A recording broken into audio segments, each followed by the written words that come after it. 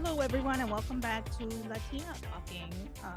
As usual, I'm your host, Lydia Santapana.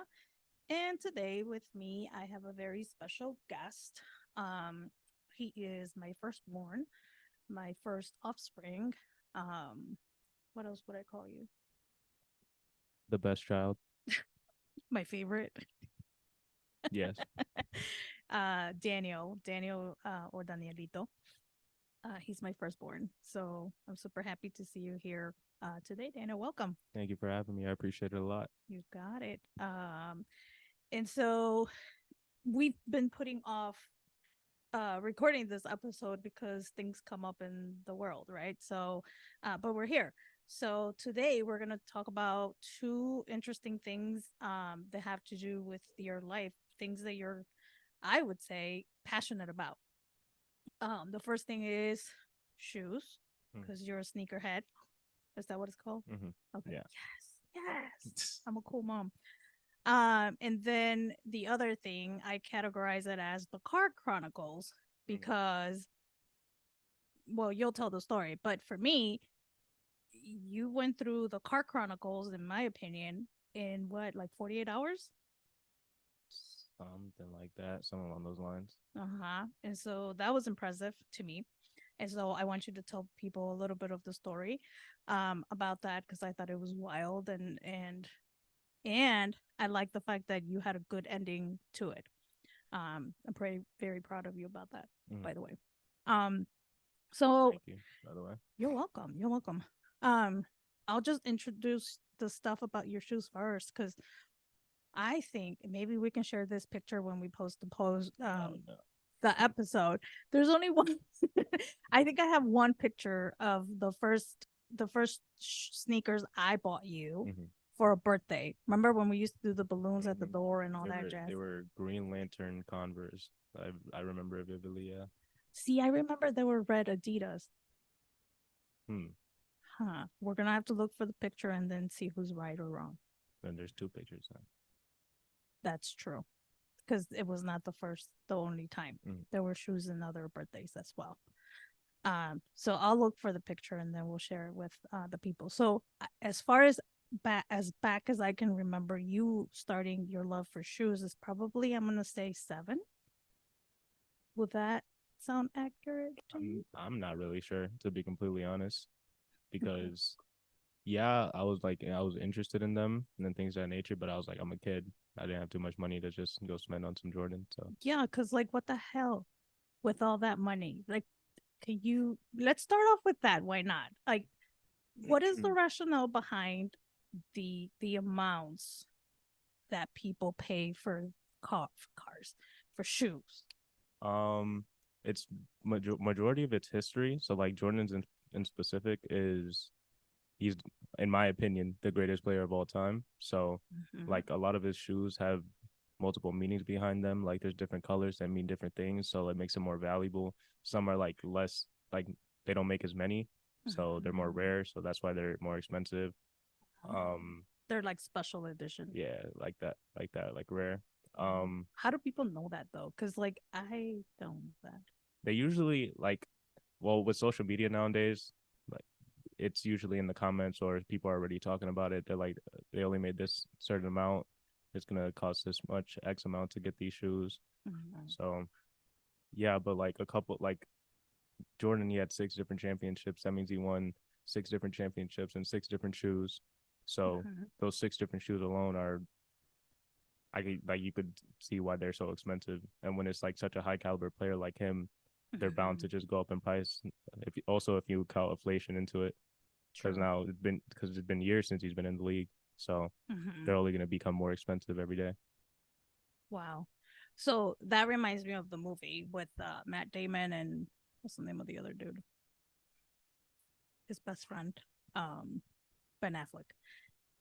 That's the way that I understood part of like why they're so um rare, I guess, or unique. Unique, I Mm-hmm. should say. And I did grow up in the 90s where they were winning the championship, so I do remember that part too. So I can see why. They were really cheap back then, though. They were really cheap back then. But I mean, comparing to what people were making back then, because Mm-hmm. minimum wage Right, was I think inflation. like 4 something, 480 something, Mhm. like not even $5. So, eh, right?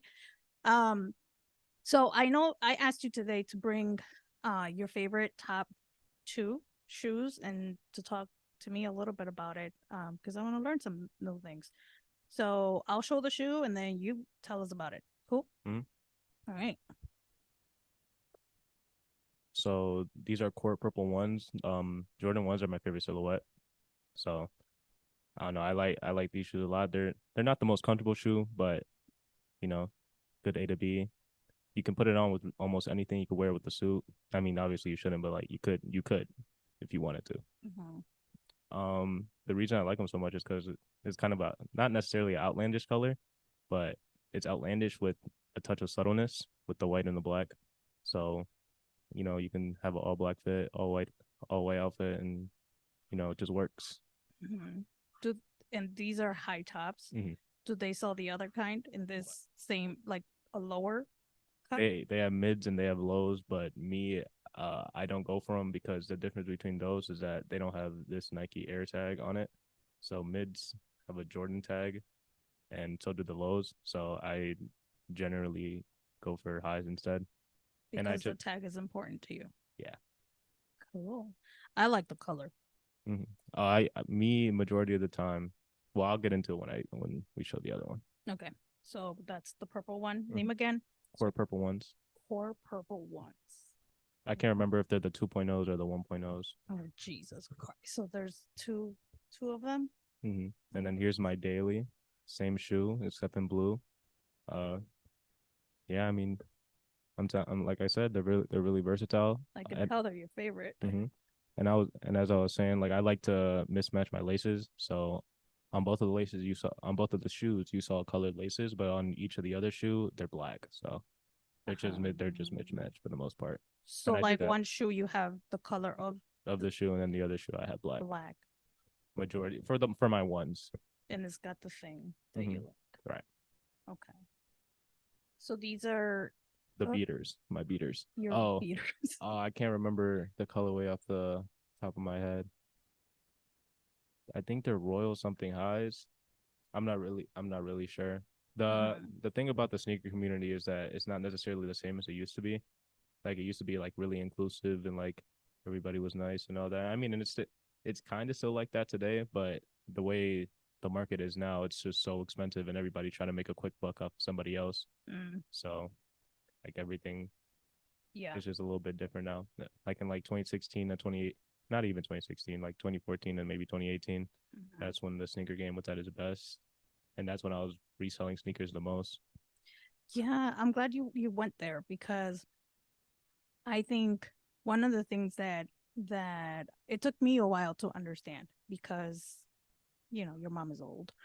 And so I Yeah. think I think I think about things in an old way sometimes, right? So like I have to ask questions so that I can learn a little bit more about it and then kind of change my viewpoints about things.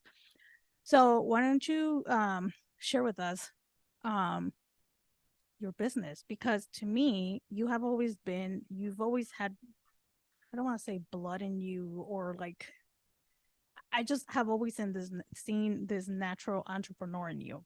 Mm. Share with us a little bit about how that was for you and when did it start and all of that stuff. Well, essentially the whole reason it started was because I didn't want to necessarily ask anybody to buy me these shoes because I understood the fact that they were so expensive. So Mm-hmm. maybe I started around early middle school. So at that point, shoes were around like $200 retail, and then what 300 plus resale. So Mm-hmm. I was like, there's just like I understood that it wasn't necessarily the most important thing in the world to like just care about shoes and stuff, but like it's what I like. Yeah. So it's what I like. I'm gonna find a way to get the things that I want. So Mm-hmm. I started cleaning shoes and selling them, and that's how I initially started to grow my collection. And then at some point, it snowballed and it grew and grew and grew, and then I finally had the opportunity to buy a car with the money I gained from it. So was that. Nice. I didn't know that that's where that money came from. I Mm. thought you had done something else. or like some kind of like when you get birthday gifts and stuff and you have put all of that together. So that's news to me. Oh no, Congratulations. birthday gifts, birthday money goes went straight to shoes. So Nice. Wow. So yeah, I remember that happening, and I remember as your mom, I was like, I just don't want to hear any trouble, right? Because like sometimes you guys would interchange shoes among oh yeah, trading. yourselves. Yes, that. And I was like, I don't want to be in the middle of any mess. But you figured it out, and you and your friends figured it out, and you guys wanted to have the shoes, and in order for everybody to have it, you guys shared amongst yourselves. And I'm glad that nobody got like athlete's foot or anything like that too. Mm. Although I'm sure there were some stinky ones. Oh yeah, 100%. But that's where cleaning. The good thing about cleaning shoes came in. Mm-hmm. Where did you learn your techniques for cleaning shoes? Uh, find stuff in the house and make it work. My Basically, cleaning. essentially, yeah. Initially, and then once you pile up a little bit of money, you can buy official cleaners that there are out there in the world. See what works best for you. But at that point, I wasn't even doing it anymore. I wasn't worried about it. Like we're getting into high school at that point, so Gotcha. Well, I think that that's a very good memory to have of your childhood, to share with other people, and obviously later in life when you have your own children, that you can share with them, and maybe they'll have the same passion and love for sneakers just like you do. maybe they will. Yeah. Mm. So what led to this conversation about the shoes for me was yesterday. I was, the hours that I spend on TikTok scrolling, I came up on this TikTok that said, if you meet a girl for the first time, um, what's a red flag depending on her sneakers, right? Like what sneakers she's wearing, is that a red flag? And everybody on that TikTok said Panda Dunks. Mm-hmm. Personally, I like them. Mm-hmm. And I've seen people my age wear them, and they look pretty cool. Um, so for you, Daniel, if you met a girl for the first time, what shoes would be a red flag for you? Really dirty Air Force Ones. Uh, That's an issue. That's an issue. I'm walking away and I'm leaving. Interesting. I can see that because their four ones are supposed to be Clean at all clean times. at all times. You buy it one time and then you have to buy a new pair. Mm-hmm. That leads me to the other part of like how serious this thing of like, don't touch my shoe, don't step on my shoe, don't open the door and hit my and shoe. touch my right. The majority of the time, like it's accidental. So I mean, Mm-hmm. back in middle school, people did it on purpose. So like that's when it was an issue. But Mm-hmm. I mean, more times than not, you're not gonna have somebody legitimately trying to step on your shoe. Okay. But in middle school, when people did it on purpose, did you see anybody throw hands because of that? Not that I can remember right off the top of my head. Probably, Okay. like more than likely, that would make sense. But Yeah. I mean, I think I've heard of something along those lines, but Mm-hmm. I don't think anybody got into too much antics about it. Gotcha. Question for you. When you have children, and if your children are sneakerheads, are you gonna provide it for them? They can have some sneakers on their birthday and on Christmas, and that's it. Yeah. Okay, so you think like me. I like that. Okay. Except but my budget, Or it's lower than that. or I don't know. It depends because they release stuff all throughout the year. So Mm-hmm. I don't know. I'll be getting my shoes. That's what I know. I'll be getting mine. You're gonna have a walk-in closet Oh yeah, of 100%. shoes. I like that. I want to make sure that there's like nice lighting too, because I think that's super cool. And I bought you some boxes Oh yeah. specifically for you to like showcase your shoes, but that didn't work out too well because your shoes are big. Mm. And also, I don't think there's enough boxes too. But anyway, that's besides the point. Okay, let's move on to the next thing. Tell us all about the car chronicles, Daniel. From start to finish, like so from my first car to where I am now. Yeah. And this is all within the last 2 to 3 years, something yeah. like that. Yeah. So initially, like I said, I was selling shoes, made some money, got my first car, got a 2001 Honda Civic. It's a very fun car to have, not gonna lie. Cute. It's very, very slow, unbelievably slow. But you know, it's all right. I wouldn't say I did a lot to the car, but like cosmetically, I did some things here and there, and it was like a couple parts You did the thrown on. tint, the tints. I did tail light tint, but I cut out the chrome part of it, so I could still have chrome on there. I put on a duckbill tail spoiler, and That's what that's called. hmm Okay. and then I can't think of necessarily anything else too crazy. Just general maintenance. A couple sets of wheels because I It cracked needed, some. but it needed wheels anyway. Yeah, yeah. Initially, I got a set for not too expensive. The great thing about the Hondas is that they're pretty cheap, so it's not too hard to modify if you are going that route. But yeah, so And that car, you got it for what? $200? no, 750. 750. I don't know why I thought it was 200, but anyway, less than 1,000. Mm-hmm. And then we put some money in it Mm-hmm. for mechanic stuff and to make it run right, and then the cosmetic things you did. Mm-hmm.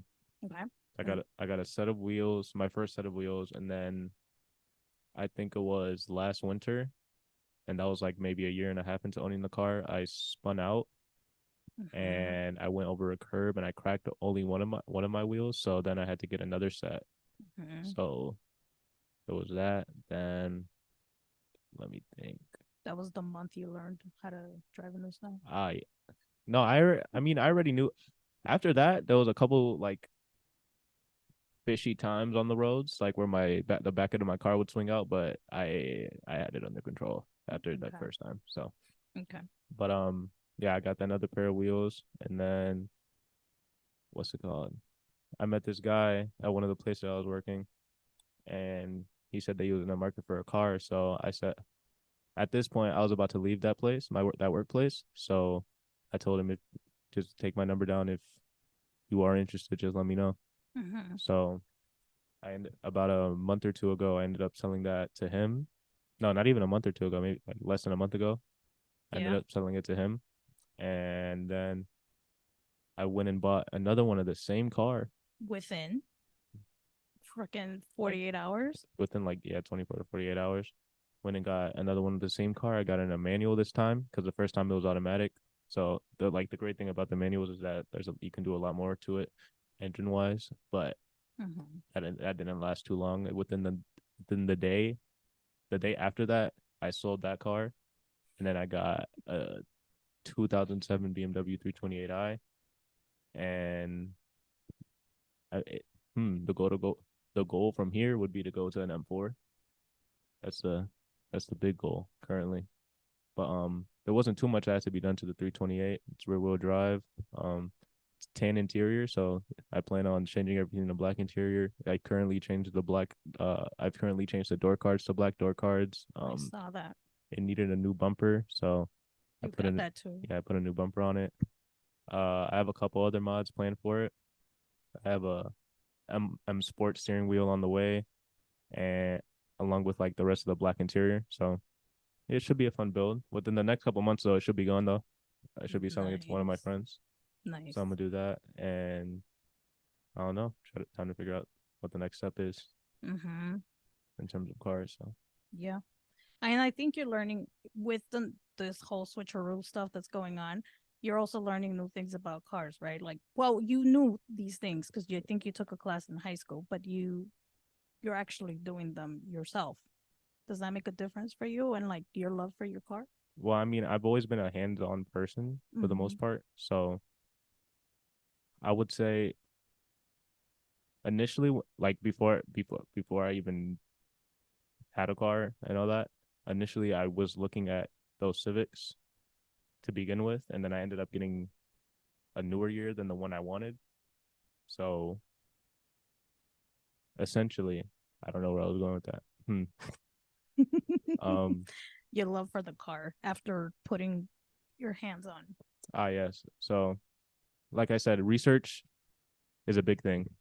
So Mm-hmm. researching what you're gonna do and what you're gonna get beforehand is a very big thing for me because, like, when I got that Civic, I already knew what I was getting into for the most part, Gotcha. and I'm a really big BMW guy. I'm more of an M fanatic than a BMW fanatic necessarily, but I've been looking at BMWs for going on maybe around 4 years, 5 years now. I know, I've seen the pictures. So I don't know. I'm really like accustomed to everything that's in the car and the engine bay, um, the interior, exterior, all that. Like I know a lot about it because I've had so much repetition in looking at it and seeing it in videos and things of that nature. And my friends, I've had a couple of friends that have owned some, so Hmm. it's been it's not nothing too hard. Well, wasn't there a joke too about starting a BMW family car or something like that? Because your friend has one, and then the other friend was like, "Yeah, I'm gonna get myself one too." So that way, all three of you guys have one. Oh, I mean it's always the goal to have as many of the same cars as possible. That'd be great. Seeing, I mean, I don't. I mean, I wouldn't like personally take three cars flying past me, the same car. I couldn't take that. That's just me though. Mm-hmm. Me personally. Gotcha. So I'm sensing, I'm seeing a pattern. You like you're like specific brands and specific models when it comes to shoes and when it comes to cars. Mm-hmm. Is that on purpose or is that just ended up happening like that for you? Mm, so in terms of shoes, I don't necessarily have a okay. Well, yeah, the ones are my favorite, but I guess Jordans would generally be my favorite as well. Mm-hmm. But I do like other shoes too, like Adidas. I don't there's some New Balances I like. Mm-hmm. Let me try to think. I don't know. Nike has just been doing big things for years. Like they just have been at the top of the game. Yeah, they have good shoes. So I don't know. I tend to gravitate towards them. With BMW though, um, I don't know. Like it's just my research I put into it. And the thing is, I can't necessarily speak on too many other brands because I just don't know. Like obviously, I'm gonna vouch for my like the brand that I like first and foremost, but Mm-hmm. I don't know. I can't necessarily speak on too many other brands. I hear you.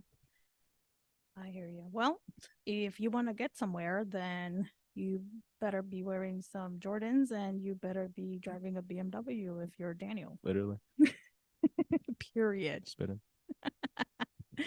Daniel, any word of wisdom, I guess, for any youngster that may be watching this video when it comes to being a 19-year-old and still doing the things that you need to do that are your responsibility, but also still enjoying the things like you do when it comes to your car and your shoes. Anything you would tell another 19-year-old out there living his best life or her best life? Um, I would say enjoy the journey for the most part Mm-hmm. because yeah, obviously you're working towards something, but when you get something, you should appreciate what you have done to get that to that point. So just enjoy it and enjoy your growth and do what makes you happy and what makes everything worth it. I like that. That's I all you like can really that. say. Hmm? That's all you can really say, right? True. True to that. Period. I like it. I like it because I personally, when I had your age, I didn't really enjoy that part. I was doing other things. Um, but it's good that you have that. So I'm very proud of you for that because that's important. You have to enjoy yourself because life passes by really fast sometimes too. All right, Daniel. Well, thank you so much for coming to the show, to Latina Talking and sharing these great things. I love you, Love you too. and I appreciate everything that you shared with us today. Maybe you can come back another day and share something else. Maybe there's a new brand out there, or I don't know. Maybe we talk about something else. Mm-hmm. All right. Thank you. All right, bye bye.